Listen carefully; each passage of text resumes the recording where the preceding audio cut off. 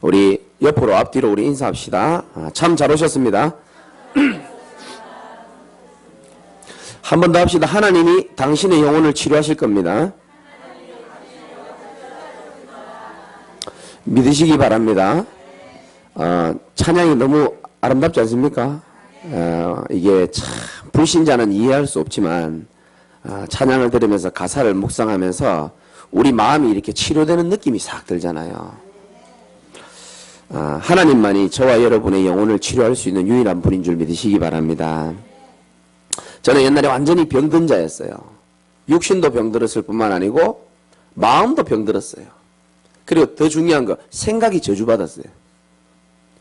모든 게 부정적인 겁니다. 저는 정치도 마음에 안 들고 집도 마음에 안 들고 학교도 마음에 안 들고 일하는 사람도 마음에 안 들고 나도 부족하면서 생각도 막 부정적이고 또 내 영혼도 병들어 있고 세상에 그 누구도 나를 치료할 수 없었어요. 저는 원래 정신 문제가 있었거든요. 뭐 제 설교를 많이 들으신 분들은 알겠지만 병원에서도 저를 잘 못 고쳤습니다. 그런데 제가 하나님의 말씀, 이 말씀이신 하나님을 통해서 치료받고 이 자리에 서 있는 줄 믿으시기 바랍니다. 하나님이 살아계시다면은 저를 치료하신 하나님은 여러분을 치료하시기 위해서 만나게 하신 것입니다. 저는 그렇게 믿습니다. 하나님의 말씀은 살았고 운동력이 있다 그랬습니다. 그래서 이 말씀이 여러분의 영혼을 치료하고 마음, 생각 모든 것을 다 치료할 수 있는 힘이 있습니다. 그래서 여러분들이 무슨 일이 있어도 하나님의 말씀 떠나지 마시기 바랍니다. 오늘은 예배드리고 오후에 야유회가 있습니다. 한 번도 도망가지 마시고 아멘. 제가 어저께 오늘 안 오신 것 같은데 조옥자 성도님한테 가서 내일은 야유회니까 꼭 예배드리고 야유회 함께 가자고 가서 밥도 먹고 아마 치킨도 나올 거라고 치킨도 잡수시고 소문에 의하면 오리고기도 있다는데 그것도 많이 잡수시고 그러니까 저한테 이제 물어보는 겁니다. 혹시 그 소주도 준비되어 있냐는 거야. 할렐루야.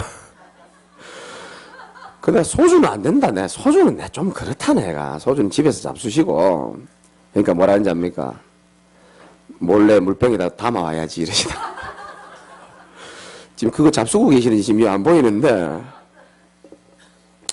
여러분들 인생이요 제대로 응답받는 길이 있습니다. 그게 뭐냐 하면 교회의 방향과 시간표를 잘 따라가면 되는 거예요. 하나님은 질서의 하나님이기 때문에 하나님은 교회를 통해서 모든 성도들을 축복하시게 되어 있습니다. 인생의 해답을 여러분들은 하나님의 말씀에서 다 찾아내시기 바랍니다. 어디서 찾겠습니까? 세상에 있겠습니까? 없습니다. 여러분의 인생의 방향을 어떻게 잡아야 될 것이냐. 나 이제 뭐 먹고 살지? 물론 돈 벌어야 됩니다. 돈 많이 벌면 기쁘고 돈 없으면 슬프고 그런 계속 상황 속에 살아있다면 우리가 얼마나 많이 흔들릴지 몰라요. 여러분의 인생의 방향을 교회가 나아가는 방향에 딱 맞추시면 됩니다. 그게 굉장히 중요합니다. 여러분의 인생에 문제가 있습니까? 여러분이 교회 시간표 속으로 싹 돌아버리면 여러분의 문제가 문제 아님을 깨닫게 될 것입니다. 요한복음 19장 30절에 이런 말씀이 있어요. 예수님께서 다 이루었다 이렇게 말했습니다. 저와 여러분의 죄, 저주, 사단, 운명, 사주팔자 모든 문제를 십자가에서 단번에 해결하신 줄 믿으시기 바랍니다. 이제는 염려거리는 있을 수 있습니다. 그러나 괜찮습니다. 그 염려를 맡길 분이 있기 때문에 괜찮고 하나님은 우리를 돌보신다라고 약속을 하셨습니다. 혹시 능력 없는 분들 있습니까? 괜찮아요. 빌립보 4장 13절에 보면 내게 능력 주시는 자가 있기 때문에 우리는 괜찮다 그랬습니다. 저도 능력 없거든요. 그런데 능력 있는 분이 나와 함께 계시니까 설명할 수 없는 능력들이 막 나오더라고요. 살다 보면 두렵기도 합니다. 불안하기도 합니다. 괜찮습니다. 이미 요한복음 16장 33절에 보면 예수님이 세상을 이미 다 이겨놨다 그랬고요. 담대하라 그랬습니다. 우리 보고. 혹시 해결할 수 없는 나의 고민이 있습니까? 여러분 기억하십시오. 창조주 하나님이 여러분 아버지입니다. 그분이 여러분 속에 내주하고 계십니다. 그리고 여러분을 인도하고 계십니다. 정확하게 인도하고 계십니다. 제가 보세요. 십몇 년 전에 제가 이 자리에 서 있을 것이라고 생각하는 사람 한 명도 없습니다. 정말입니다. 하나님은 근데요, 교회 예배해 놨고 우리 사명자들 예배해 놓고 지역 다 예배해 놓으셨다니까요. 이런 만남의 축복 다 예배해 놨습니다. 저는 안 믿었습니다. 저는 몰랐습니다. 근데 하나님이 다 예배해 놓으셨어요. 제가 모든 걸 다 버리고 우리 친구들 모아놓고 내가 목사가 되겠다라고 선포한 날 있었거든요. 그때 제 친구가 이렇게 얘기했습니다. 목사 된다고? 야, 너 목수나 해라 그러더라고 저보고요. 그렇게 제가 무시당했습니다. 근데 하나님은 저를 주의 종으로 세우셨고 이 지역에 복음이 필요한 사람들 지금도 계속 만나게 하고 있는 줄 믿으시기 바랍니다. 연약해도 괜찮아요. 로마서 8장 26절에 이런 말씀이 있어요. 이와 같이 성령도 우리의 연약함을 어떻게 한다고요? 도우시나니. 아는 정도가 아니고 도와주신다 그랬습니다. 아무도 나를 안 도와줘도 괜찮아요. 성령께서 나를 도와주신다고 약속하고 있어요. 우리는 마땅히 기도할 바를 알지 못하나 상관없습니다. 성령께서 우리를 위하여 친히 간구하시느니라. 얼마나 든든합니까? 한 주간 순간순간 영혼의 치료자이신 하나님께서 은혜를 주실 것이니까 여러분은 이렇게 생각하시기 바랍니다. 어떤 문제가 와도 괜찮다라고 얘기하십시오. 따라해보십시오. 괜찮다. 송 집사님 그 다음 뭡니까? 문제될 것? 없다. 없습니다. 다 축복입니다. 지나고 나면 다 축복이에요. 오늘 드디어 구약 성경의 마지막 뭡니까? 말라기서입니다. 그런 소문을 들었습니다. 평생 교회를 다녀도 말라기까지 다 읽어보지 못하고 죽는 분이 계시다는 그런 소문을 제가 들은 적이 있습니다. 여러분 뭐 아닌 척하고 계시는데 괜찮습니다. 여러분이 첫 번째로 기억해야 될 거는 우리가 구약 성경을 마무리하면서 구약 성경의 전체 내용의 핵심을 좀 아셔야 됩니다. 여러분 제가 수요일 날인가 말씀드렸죠. 여러분 눈에 보이는 모든 것은 만든 사람이 다 있습니다. 이 컵을 만든 사람이 있고요. 이 마이크를 만든 사람이 다 있습니다. 우리는 몰라요 누군지. 누군가 만들었습니다. 이 넥타이를 만든 사람이 있겠죠? 우리 눈에 보이는 모든 것은 만든 사람이 다 있습니다. 그리고 그 만든 것은 만든 목적이 반드시 있습니다. 넥타이를 만든 목적은 뭡니까? 와이셔츠에 이렇게 걸치라는 겁니다. 맞죠? 이게 목적입니다. 다른 목적으로도 쓸 수 있어요. 이걸로 이게 너무 힘들다고 몸 매달아 죽는 사람도 있더라고요. 그 목적으로 쓰인 게 아닙니다. 만든 게. 넥타이는 와이셔츠에 이렇게 입으라고 매달으라고 만든 거죠. 사용 설명 방법도 다 있습니다. 성경에 보니까 이 세상에요. 하나님이 사람을 만들었는데 하나님이 사람을 만들었고 그 목적이 뭐냐? 하나님과 교제하고 찬양하고 영광 돌리라고 그래 만든 겁니다. 그러면서 행복하라고 그랬습니다. 인간 사용 설명서는 성경에 다 나와 있습니다. 성경이 말하기를 인간은 하나님의 형상대로 지음받았기 때문에 영혼을 가진 영적 존재라고 말했어요. 그 말은 인간은 영이신 하나님이랑 같이 있을 때만 행복하고 평안하고 기쁨과 자유를 누리도록 그렇게 만들어진 겁니다. 세상에도 행복 비슷한 건 있습니다. 쾌락 있고요. 세상에도 평안 비슷한 게 있습니다. 그러나 참된 평안과 안식은 오직 우리 하나님께만 있는 줄 믿으시기 바랍니다. 제가 말씀드렸잖아요. 물고기는 어디에 있어야 된다고요? 왜 물속에 있어야 되는지 압니까? 물고기는 하나님이 처음에 만들 때부터 아가미와 지느러미를 만들기 때문에 물속에 있을 때 행복하도록 그래 만든 거예요. 나무는 어디에 있어야 된다 그랬습니까? 땅속에 있어야 되는 겁니다. 나무는 땅속에 있어야지만 열매를 맺고 잘 자랄 수 있는 거예요. 새는 어디에 있어야 되죠? 새가 우리 교회 안에 있으면 답답해요. 새는 어디 있어야 됩니까? 하늘을 훨훨 나는 공중에 있어야지만 자유와 기쁨을 누리게 돼 있습니다. 사람은 뭐를 갖고 있습니까? 날개가 있어요? 날개 없습니다. 사람은 뿌리도 없어요. 사람은 아가미도 없어요. 사람에게만 하나님이 주신 게 뭐냐면 영혼입니다. 그래서 영혼을 가진 인간은 영혼의 주인이신 하나님이랑 같이 있을 때에 참된 안식과 참된 평안을 얻는 줄 믿으시기 바랍니다. 중국말로 진저 안시, 진저 신푸. 비슷합니까, 권사님? 아, 내가 좀 준비했는데 안 되네. 세상이 말하는 행복은 쾌락적이고 일시적이고 조건적인 게 많아요.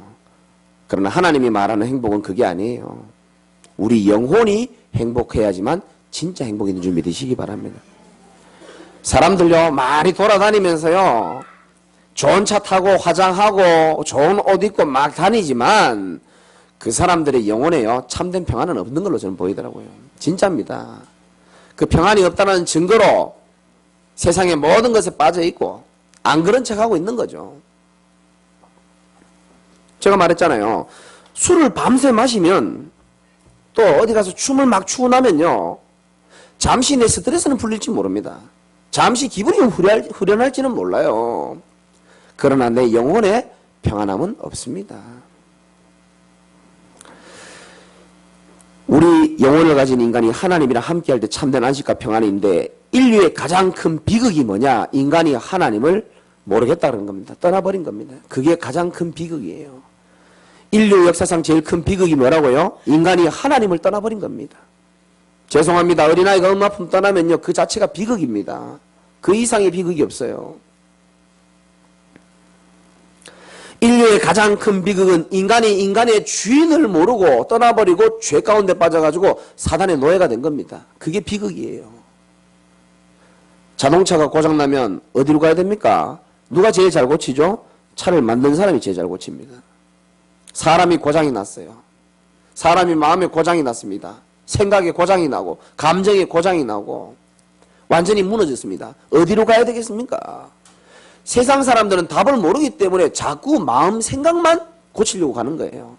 그래서 지금 우리 문매 집사님 집 앞에 또 하나 생겼더만요. 마음 수련원 생겼더라고요. 생각을 고치기 위해서 뭐 뇌호흡, 뭐 뇌운동 많습니다. 세상 그 어디에도요, 영혼을 치료하고 도와주는 곳은 없어요. 사람은요, 영혼이 치유돼야 되는 겁니다. 영혼부터 치유가 돼야 되는 겁니다. 삶을 고치고 생각을 바꾸고 마음을 사로잡고 좋은 말이죠. 내 영혼이요, 평안함이 있어야지만 그게 다 되어지는 줄 믿으시기 바랍니다. 인류의 가장 큰 문제는 돈 문제가 아니고 질병 문제가 아니고 에이즈가 아니고 핵 문제가 아니고 전쟁 문제가 아니라니까요. 인간이 하나님을 떠난 영적 문제가 그게 진짜 문제입니다. 다시 말씀드립니다. 다시 강조합니다. 남편 문제가 아니라니까요. 자식 문제가 아니라니까요. 술 문제가 아니라니까요. 도박 문제가 아니라니까요.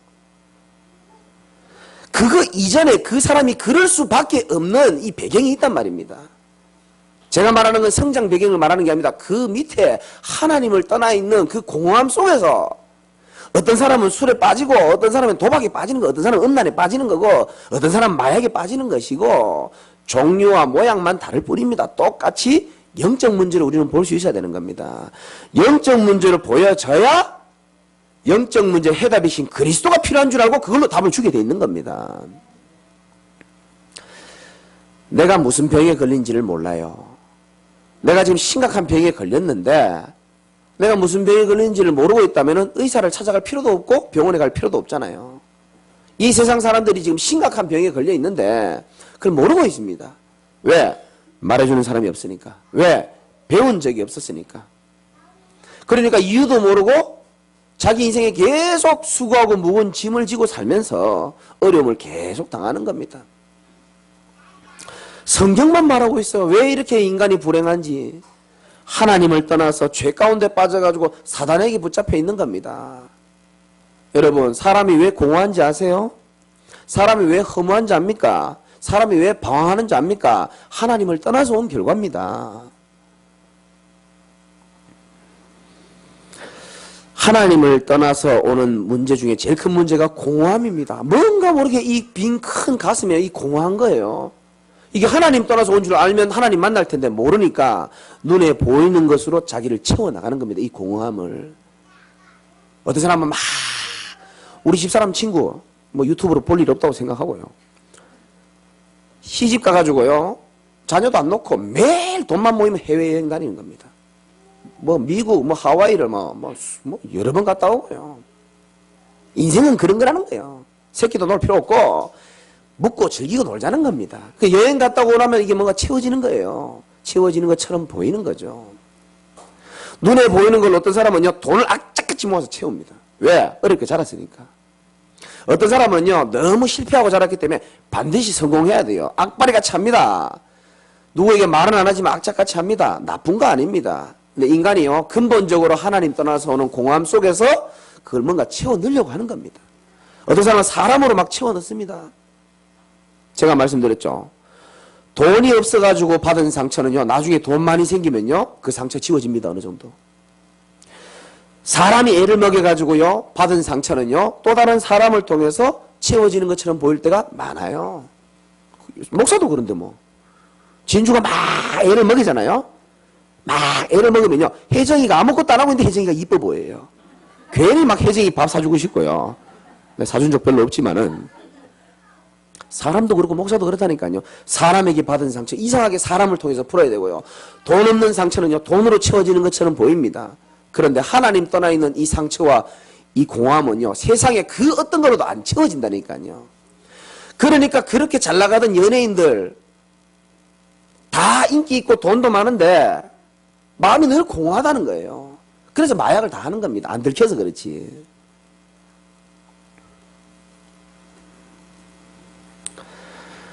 죄로 인한 저주 때문에 사람들이 무너지는데요. 아무리 성실하고 열심히 사는데도 불구하고요, 이 저주가 밀려오는데 이걸 막아내지를 못하는 겁니다. 뭐 때문에 오는지를 몰라요, 재앙이. 이 눈에 안 보이는 이 마귀가 진짜 있단 말이죠. 여러분, 이 마귀는요, 대가리는 일단 깨졌습니다. 맞죠? 대가리가 깨졌어요. 지금 이제, 여러분, 대가리가 깨졌다는 건 힘이 없습니다. 그냥 난리 치는 거예요. 꼬리로 그냥. 괴로운 겁니다. 그 꼬리에 우리는 얻어맞아가지고 막 슬퍼하고 삐지고 토라지고 속고 그러잖아요. 지금도 우는 사자와 같이 삼킬자를 찾습니다.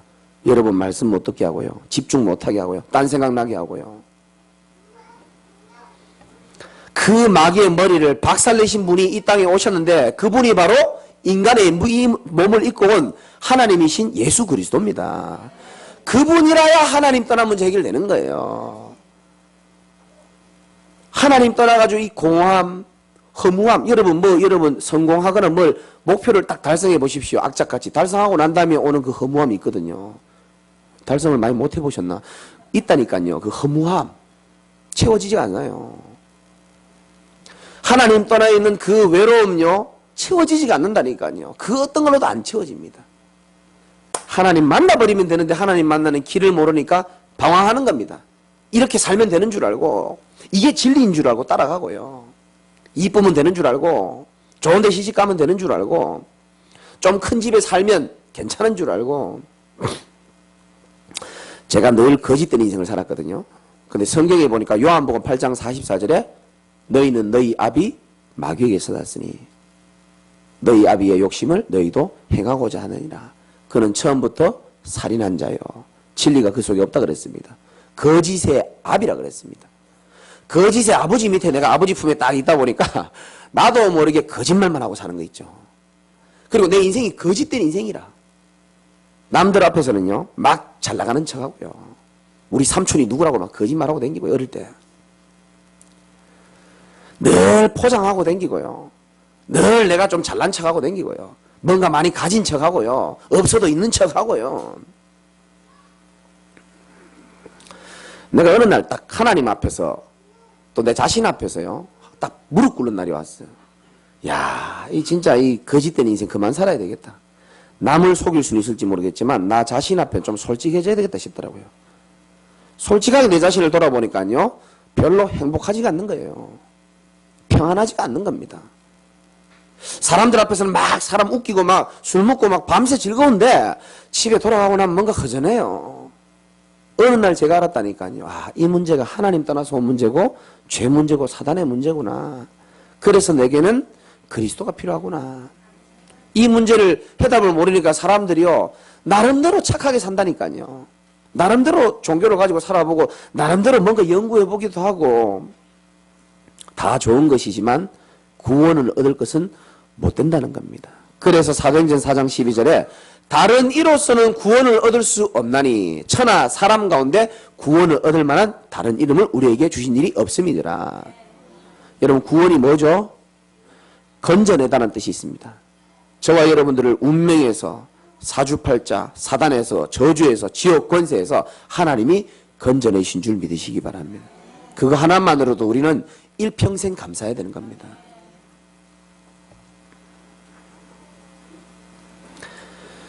그래서 창세기 6장 14절에 보면 그렇게 하나님 떠나가지고 세상에 타락에 빠져가지고 있는 인간들 하나님이 홍수로 싹 심판해버렸잖아요. 그런데 하나님은 참 사랑의 하나님이지. 근데 하나님이 한 길을 예비해 놓으신 겁니다. 노아를 통해서 뭘 만들어라 그랬죠? 방주를 만들어라 그랬습니다. 이 방주 안에 타는 사람은 누구든지 다 살게 될 것이다. 그 사람의 과거가 어땠든 그 사람이 현재 어땠든 아무 상관없이 배 안에 타는 자는 하나님이 구원시켜 주시겠다는 겁니다. 그거는 지금의 예수 그리스도를 말하는 겁니다. 맞습니까? 어떤 사람도 그리스도의 예수의 피로 씻지 못할 죄가 없습니다. 이거 아멘을 왜 안 하는지 모르겠어요. 진짜라니까요. 예수의 보혈로 우리의 모든 죄를 다 덮어주신 겁니다. 어떤 사단에 붙잡혀 있는 사람이라도, 얼마나 깊은 사단에 붙잡혀 있는 사람이라도 예수 보혈의 피로 해방시키지 못할 게 없다라니까요. 그리고 유일하게 그리스도를 통해서만 하나님을 만날 수 있는 길이 열린다는 사실, 그게 유일하게 진리고 생명인 줄 믿으시기 바랍니다.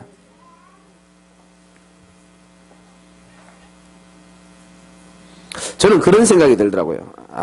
책을 하나 보면서 내가 원죄라는 영원히 치유받지 못할 이 암에 걸려가지고 나도 모르는 지옥 불로 들어가는 사형 선고를 받은 내 몸이었다라는 생각이 들더라고요. 근데 그 이유도 모르니까 최선을 다해서 살고 나름대로 인간적인 해법을 찾아서 움직였지만 늘 한계에 봉착할 수밖에 없고, 그러다 보니까 내 영혼이 나도 모르게 중환자실로 서서히 가는 것 같더라고요. 근데 어느 날 내가 눈을 딱 떠보니까 내 옆에 예수가 누워있는 거예요. 그래서 예수의 피를 내 피로 수혈한다는 느낌이 들더라고요. 내 모든 더러운 피, 씻지 못할 피를 주님이 내 피를 다 가져가 버리고 예수의 피가 내 몸속으로 다 돌아가지고 내 더러운 죄의 피로 인해서 예수는 죽어버리고 그 피로 인하여 나는 새로운 생명을 얻었고, 그거 하나만 해도 우리는 여러분요 평생 하나님께 감사해야 됩니다. 영접하는 자 곧 그 이름을 믿는 자에게 하나님의 자녀가 되는 권세를 주실 뿐만 아니라 운명에서 여러분 해방된 줄 믿으시기 바랍니다. 혹시 여러분 신앙이 믿음이 아직 많이 뿌리 내리지 않은 분들은 꼭 기억하세요. 죄와 사망의 법에서 예수 생명의 법이 완전히 해방시켰다 그랬습니다. 무당 찾아갈 필요 있습니까? 없습니까? 없습니다. 무당 지 인생도 지가 하나 가늠하지 못합니다. 거짓말 인생이거든요. 여러분들은 날 잡을 필요 있습니까? 없습니까? 없습니다. 이사 아무 나라가 가도 상관없어요. 우리 어머니 전화 왔더라고요. 아들아, 다음 달에 우리 엄마 이사하거든요. 귀신 없는 날 언젠지 보고 귀신 있는 날 나한테 좀 얘기해달라는 거예요. 왜? 우리 어머니 죄와 사망의 법에서 해방됐기 때문에 아무 날이나 이사가도 상관없어요. 불신자들은요 그거 무서워가지고 돈 10만 원 더 줘가면서 손 없는 날 찾아가지고 그 마차가 이사하고요. 침대도 방향 다 맞춰야 됩니다. 심각한 사람들은. 이래 누워도 안 되고 불쌍해 죽겠어요. 저와 여러분들은 죄와 사망의 법에서 해방된 줄 믿으시기 바랍니다. 누가 뭐라 해도 상관없어요. 이제는 예수가 우리를 해방시켰기 때문에. 그래서요 어제도 설교 준비하면서 진짜 나의 나 된 것은 하나님의 은혜다. 내가 여러분 만난 것도 은혜고요. 여러분도 내 만난 것도 약간 은혜고요. 제가요 진짜요 어떤 분 말대로요 진짜 하나님이 내 인생을요 진짜 빠져나올 수 없는 이 구덩이에서요 하나님이 전적으로 나를 건져내 주신 게요 진짜 하나님 은혜라고 내가 느껴지더라고요. 가끔 어떤 분들이 내가 인간 된 것은 전적인 사모님의 은혜라고 말씀하시는 분들이 계시는데 가끔 그런 분들이 계세요. 어떤 분은 얼마 전에 어떤 분은 진짜 사모님의 은혜이기 때문에 매일 집에 가서 발 씻어주라고 하더라고요. 그래서 내가 그 짓은 못하겠다 내가 진짜. 저와 여러분들을 정말 이 자리에 앉게 해주신 분이 하나님인 줄 믿으시기 바랍니다. 여러분이 잘해서가 아닙니다. 진짜입니다. 여러분 누구를 잘 만나서처럼 보이지만 하나님이 여러분들 택하셨기 때문에 그런 겁니다. 구원받은 하나님의 자녀로. 두 번째는 말라기서를 통해서 볼 수 있는 두 종류의 사람들이 있습니다. 말라기 3장 17절에 보면 그들을 나의 특별한 소유로 삼을 것이요. 하나님의 특별한 소유로 삼은 사람들이 있습니다. 어려운 가운데서. 여러분 제가 신앙생활 하면서요. 교회 한 중간에 몇 년 빠지고도 한 40년 가까이 다니면서 자세히 관찰한 게 있습니다. 유심히 본 게 있습니다. 교회 다니는 사람이 실패할 수 없는데 실패하는 사람들 유형이 있어요. 교회 다니는 사람들이 진짜 응답받는 유형이 있더라고요. 그 두 종류의 사람 보이더라고요. 그게 오늘 말라기서 내용이에요. 그 첫 번째가 뭐냐면은 어떤 어려움이 와도 내 삶에 어떤 어려움이 와도 내가 좀 부족하고 힘이 없다 할지라도 하나님의 말씀 예배 안에서 살아가는 자는 반드시 하나님의 시간표에 따라서 그 사람을 세우시는 걸 제가 봤습니다. 여러분 그런 사람 되시기 바랍니다. 어떤 비바람과 풍파가 오더라도 내가 정말 하나님의 언약과 예배를 놓치지 않겠다라는 결단이 있으시기 바랍니다. 그런 사람에게 하나님은 증거를 주시고 결국은 하나님이 제자를 남기게 하시더라고요. 또 다른 사람들, 실패하는 사람들은 자기 생각이 하나님 말씀보다 강하더라고요. 40년 동안 제가 통계 내린 겁니다. 자기 생각, 저도 제 생각 많습니다. 저도요, 제 야망이 많습니다. 그런데 하나님 말씀보다 앞서 나가지 않으려고 합니다. 자기 생각과 육신적인 기준이 너무 강해서 하나님의 말씀보다 자기 생각을 따라가는 자는 결국 하나님을 원망하는 인생이 되고 결국 인생의 말년에 후회만 남더라고요. 얼마나 후회를 많이 하시는지 모르겠어요. 그게 바로 오늘 말라기서 내용입니다. 여러분 1장 2절 한번 읽어봅시다. 시작. 여호와께서 이르시되 내가 너희를 사랑하였노라 하나 너희는 이르기를 주께서 어떻게 우리를 사랑하셨나이까 하나입니다. 아멘. 힘든 분 잘 들으시기 바랍니다. 하나님이 너희를 사랑한다 그러니까 지금 뭐라 그러냐면 어떻게 우리를 사랑하고 계십니까? 이렇게 물어보는 겁니다. 뭘 사랑했냐 이 말입니다. 한마디로 말해가지고. 어떻게 사랑했냐? 사랑했다면 내가 이 꼴이냐? 이 말입니다. 지금 그 얘기를 하는 거거든요. 사랑한다는데 왜 문제 해결 안 해주냐? 이 말입니다. 그도 그럴 것이 지금 포로에서 넘어와가지고요. 제대로 한번 하나님 언약 붙잡고 성전도 짓고 제대로 한번 살아보려고 마음을 먹었는데 여전히 눈에 보이는 환경은 춥고 배고프고 여전히 대적들은 나를 공격하고 눈에 보이는 가시적인 응답들이 안 나타나다 보니까 한계가 딱 온 겁니다. 그러니까 하는 거예요. 사랑하긴 뭘 사랑합니까? 이렇게 얘기하는 겁니다. 8절 한번 읽어봅시다. 1장 8절입니다. 시작. 만군의 여호와가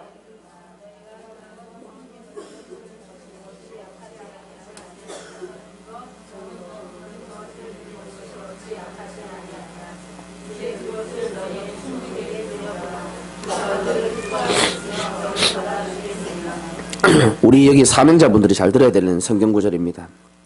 사람들이 지금요 눈에 보이는 응답이 없으니까 예배도 밋밋해지고요.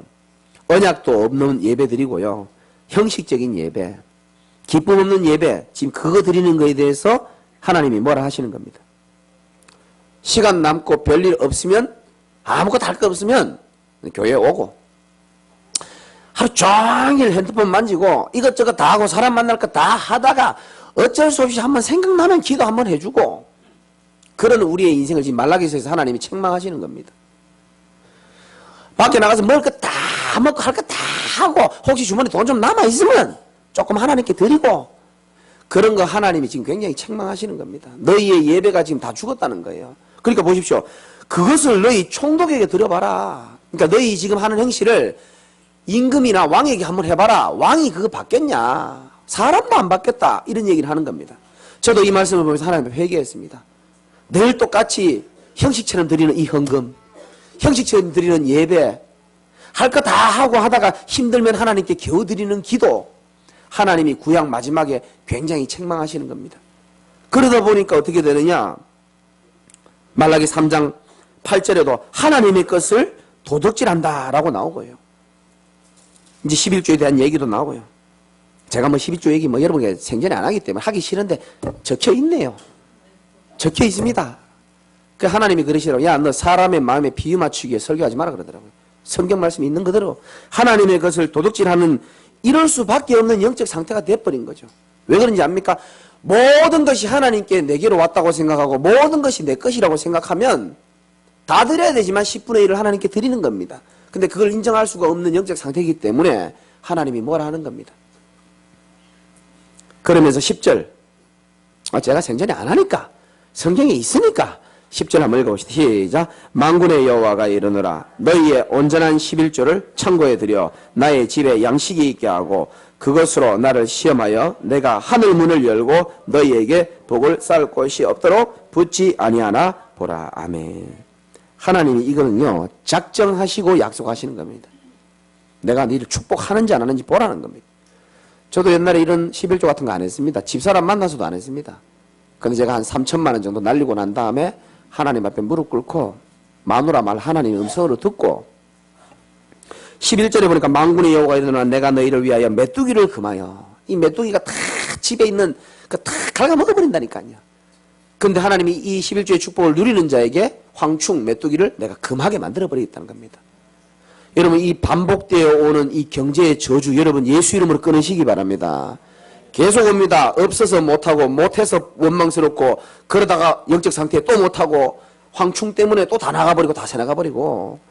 우리 교회는 진짜 이 지역에 사람 살려야 될 비전센터 세울 교회인 줄 믿으시기 바라고요. 여러분이 그 경제의 축복의 주역이 되시기 바랍니다. 제가 개척해서 2년 6개월 동안 제가 이런 얘기 안 했습니다. 여러분에게. 그죠? 근데 이제 시간표라고 나는 생각합니다. 여러분이 진짜 결단하시고 말씀 그대로 응답받는 축복이 있기를 주님의 이름으로 축원합니다. 4장 2절 읽고 마치겠습니다. 시작. 내 이름을 경외하는 너희에게는 공의로운 해가 떠올라서 치료하는 광선을 비추리니 너희가 나가서 외양간에서 나온 소장아지같이 뛰리라. 아멘. 내 이름을 경외하는 너희에게는 공의로운 해는 누구를 말하죠? 예수 그리스도를 말하는 겁니다. 세상의 가장 강렬한 빛, 창조의 빛, 생명의 빛 되시는 예수 그리스도의 빛이 여러분에게 비칠 때에 치료하는 뭐를 비춘다고요? 광선을 비추는. 저는 여기에 대한 증인입니다. 제 영혼에 그리스도의 빛이 비쳐서 제 영혼에 안식, 평안, 행복, 감사 계속 옵니다. 정말입니다, 여러분. 하나님 앞에 말할 수 있습니다. 너무 행복하고 감사하고. 전에는 그렇게 없었거든요. 행복하려고 악착같이 노력했고, 전에는 평안해 보려고 악착같이 노력했는데 이제는 가만히 있어도 그냥 행복하고 감사하고 말할 수 없어요. 그 큰 은혜를. 그러니까요, 영혼의 평안함이 오니까 제일 먼저 마음 생각이요 정상적으로 나가더라고요. 진짜입니다. 그렇게 부정적인 생각이요 정상적으로 평안하게 돌아가고 하나님 원하시는 생각하려고 하고 육신도 마찬가지입니다. 이런 말씀 드려 죄송한데요, 제가 방황하고 할 때요, 할까 말까. 그래서 그 도박 중독에 잡혔을 때 도박을 하는 사람은 하루에 담배를 3갑씩 핍니다. 3갑이면 몇 개입니까? 이쪽이 잘하시네요. 60개입니다. 하루에 60개씩 그걸 몇 년을 피운지 압니까? 10몇 년을 그렇게 피운 겁니다. 제가 살아날 수가 없어요. 어느 날 내과에 가가지고요, 예수님 만나고 신학교 돼가지고 은혜 받고, 이 진짜 사람이요, 영혼이랑 육신이랑 이게 다 붙어 있으니까, 마음이랑 다 붙어 있으니까 마음이 평안하고 행복하다 보니까요, 이 막 안 좋은 것들이 다 무너지더라고요. 어느 날 병원에 내과 가서 검사하는데 이 보더니요, 아니 당신은 이 위하고 이런 것들이 점점 더 좋아진다는 거예요. 그래서 내가 그랬거든요. 저도 신기해가지고 제가 한번 그 차 좀 보자 그랬어요. 컴퓨터를. 보여주더라고요. 깨끗하다는 거예요. 아니 제가 10몇 년을 이렇게 담배도 많이 피우고 이렇게 살고 스트레스도 많이 받고 이랬는데, 그러니까 그러면 이럴 리가 없대요. 다시 보더라고요, 내 이름을. 근데 그대로 제게 깨끗하라고요. 그게 오래전 일이거든요. 저는 확신 있게 말씀드릴 수 있습니다. 여러분의 육신, 정신, 마음, 생각 모든 것 그리스도의 예수의 빛으로 치료할 수 있음을 믿으시기 바랍니다. 그래서 여러분들은 오직 예수에 붙어 있으면 됩니다. 열심히 할 것도 없어요. 예수에 딱 붙어 있기만 하면 됩니다. 그러면 하나님이 여러분들 인생을 책임지시게 되어 있습니다. 결론입니다. 여러분이 가장 힘들고 어려울 때에 하나님은 아무것도 안 하시는 것처럼 보일 때 있습니다. 제가 그랬기 때문에. 그러나 그 시간에 하나님이 뭐 하시는지 압니까? 여러분의 영혼을 하나님이 수술하고 계시는 겁니다. 네가 하나님 없이 네 열심으로 네 마음대로 네 생각대로 살아간 거, 그거 지금 하나님이 수술시키는 겁니다. 그래서 정말 하나님과 함께 할 수 있는, 하나님과 함께 해야지만 된다라는 그런 영혼의 상태로 하나님이 자꾸 이렇게 수술을 해나가는 겁니다. 그래서 여러분이 이번 한 주간에 또 말씀으로 새롭게 수술 받으시기 바라고, 정말로 그리스도와 함께 새로운 인생 사시기를 주님의 이름으로 축원을 드립니다.